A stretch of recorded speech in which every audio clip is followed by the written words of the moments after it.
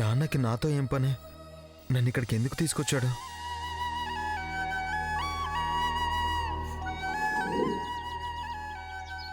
ఎప్పుడో ఏదో చెప్పానని ఇప్పుడు ఇలా చెప్తున్నానని ఆలోచించకు. అప్పటి పరిస్థితులు వేరు, ఇప్పుడు కారణాలు వేరు. నీకు నిజం తెలుసు.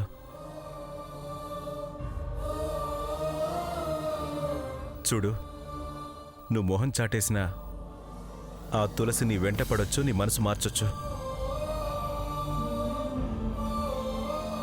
అందుకే ప్రియా క్షేమం కోరి నువ్వు ఇబ్బంది పడకుండా ఉండడానికి నీకు విషయం చెప్తున్నాను విను.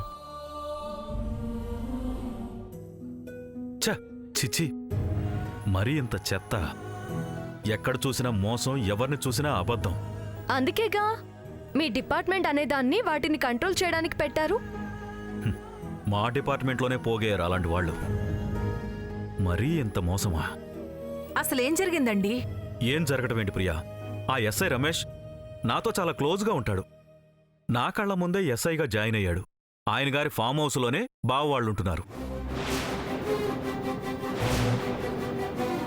ఎన్నోసార్లు బావవాళ్ల గురించి అతని ముందు వేరే వాళ్ళని అడిగాను.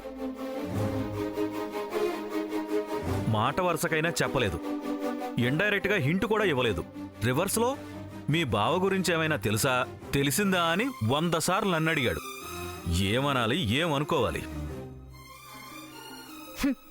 నువ్వే అన్నావుగా మోసగాళ్ళు, అబద్ధాల కోర్లు అని. అదే తెలిసిన వాళ్లే ఇలా మోసం చేస్తే ఎలా? అదేగా నా బాధ. బాధెందుకు సాంబయ్య? తెలిసిన వాళ్లనే మోసం చేయగలిగేది. తెలియని వాళ్ళు మనల్ని ఎందుకు నమ్ముతారు? మనం ఎలా మోసం చేయగలుగుతాం?